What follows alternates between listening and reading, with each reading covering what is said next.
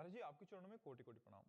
हे गुरुदेव, मैं भगवान से मन चाहा वरदान प्राप्त करना चाहता हूं। मैं ऐसी कौन सी तपस्या साधना करूं जिससे भगवान स्वयं वर देने के लिए प्रकट हो जाएं?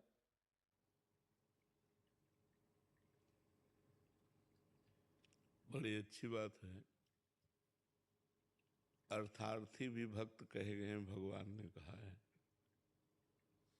पहली बात तो ब्रह्मचर्य से रहो, दूसरी बात पवित्र आहार करो, वो भी अल्पाहार, जिससे प्राण पोषण हो जाए, और निरंतर नाम जप करो, जो चाहोगे हो जाएगा। किसी की निंदा न करो, किसी की निंदा मत सुनो, अल्पाहार करो और ब्रह्मचर्य से रहो और निरंतर नाम जप करो। करके देखो, जो चाहोगे प्राप्त हो जाएगा। लेकिन ये खिलवाड़ नहीं कर पाना, कर लो। भगवान को साक्षात्कार करना खिलवाड़ नहीं, करके दिखाओ। ब्रह्मचर्य किसी भी तरह से खंडित नहीं होना चाहिए, वाणी में मौन, किसी की निंदा स्तुति नहीं होनी चाहिए, और निरंतर नाम जप और अल्पाहार।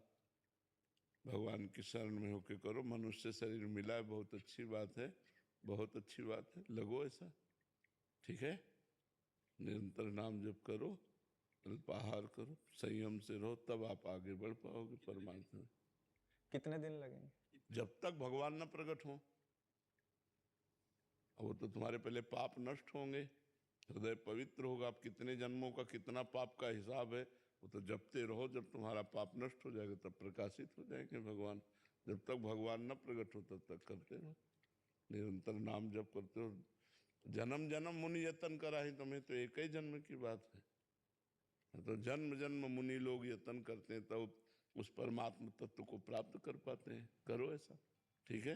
महाराज जी, इन्होंने लिखा मन चाहा वरदान, तो मन ही मर गया तब तो फिर मन ही मर गया तो? नहीं, जैसे ध्रुव जी ने अटल पदवी की चाह की तो भगवान ने अटल पदवी दी, उनको अटल पदवी दी। तो अगर चाह करके चलोगे तो भगवान चाह पूरी, वो चाह तुम्हारी बनी रहेगी जब तक भगवान। जब भगवान मिलेंगे तब वो चाह नष्ट हो जाएगी, तो भगवान उसे पूरी कर देंगे नष्ट होने पर भी। हाँ, पूरी कर देंगे। विभीषण जी कह रहे हैं भगवान से कि अब नहीं चाहिए, तो भगवान कह रहे पहले तो चाह की थी, तो कह रहे हाँ, उर्कच प्रथम वासना रही, पहले वासना थी।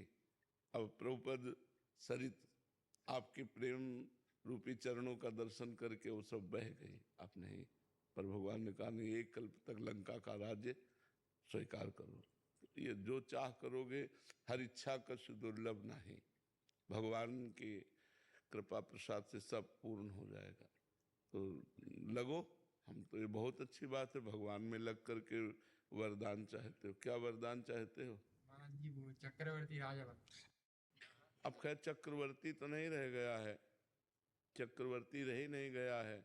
चक्रवर्ती का मतलब होता है जहां से सूर्य उदय होता है जहां तक अंत होता है। अब तो कलयुग में चक्रवर्ती रह ही नहीं गया है। अब तो जो सतयुग आएगा उसमें बन जाए। हाँ, तपस्या करो, अगर भगवान चाहेंगे तो अन्य युगों में कभी ऐसा। कलयुग में तो चक्रवर्ती सम्राट पद का धीरे से काम खत्म हो चुका है। अब तो अलग अलग देश के राजा हैं, अलग अलग देश के प्राइम मिनिस्टर हैं। तब तो ऐसा, अगर भगवान ही को प्राप्त कर लो तो कौन सब, फिर तो अनंत ब्रह्मांडों के स्वामी के दास हो गए, तो सब कुछ तुम्हारा ही है। छोटी चक्रवर्ती सम्राट पद बहुत छोटा है।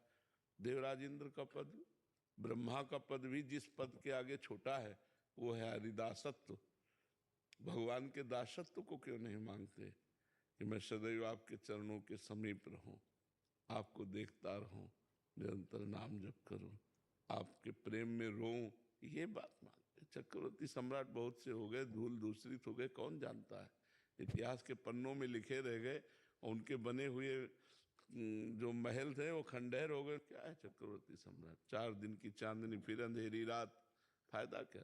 महाराज जी, इस प्रश्न का कोई अस्तित्व तो नहीं है जो कर रहा हूँ। आपसे वरदान मांगने के लिए बोला जाए कि भगवान के द्वारा, तो आप क्या मांगो? भगवान से खुद कहेंगे हम, तुम्हें तो क्या चाहिए।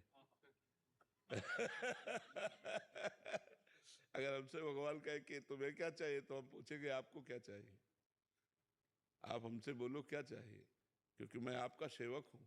आप आज्ञा कीजिए, आपको क्या चाहिए। आपके नाम के बल से आपको आशीर्वाद देने की सामर्थ है। आपके नाम के बल से आपको आशीर्वाद देने की सामर्थ है। ब्रह्म राम ते नाम बड़ वरदायक वरदान। अब कुछ नहीं चाहिए, जो मिला वो बहुत कुछ मिला है, अब नहीं चाहिए। अब आप बताओ, आप कैसे खुशी रहोगे? आप सुखी रहो, आप खुशी रहो, आपके सेवक है, आज्ञा कीजिए, आपके नाम के बल से सब पूर्ण होगा। तो हम लोग तो श्री जी को आशीर्वाद देते हैं, प्रिया प्रीतम को आशीर्वाद देते हैं, तो क्या चाहिए हमसे? खेलो कूदो आनंदित रहो, बस ऐसे ही मुस्कुराते रहो, ऐसे ही रहो, खुश रहो, आनंदित रहो, बस आप प्रसन्न रहो। कोई लौकिक इच्छा नहीं रह गई हमारी। ये झूठे, ये सब झूठे सिक्के हैं। यहाँ क्या सच्चा है? क्या सच्चा है? कौन सा सुख ऐसा है जो कि वाह, बोलो क्या सच्चा है? रुपया का महत्व किस काम का? अच्छा, शरीर अस्वस्थ है तो किस काम का जीवन? अच्छा, शरीर स्वस्थ है तो कौन सा ऐसा भोग सर्वश्रेष्ठ? मलमूत्र के द्वार ही तो है। कौन सा ऐसा श्रेष्ठ सुख है? तो और कौन सा भोग रह गया? खाओ 6 घंटा में शौच बन गया, दूध पियो चाहे जो जूस पियो, थोड़ी देर में मूत्र बन गया। कौन सा सुख है यहाँ? कौन सा सुख है? हमें ये बताए कि ये टाप का सुख है। टाप का सुख कौन सा है? कोई सुख नहीं, पूरा जीवन व्यतीत हो जाता है इसी में। क्या मिलता है? तभी तो सुख की खोज तभी संपन्न होती जब भगवान मिल जाते हैं। इन सबसे सुख की खोज पर वह ज्ञान के कारण उसे लगता है कि हम ऐसे भगवान का आश्रय लो, भजन करो।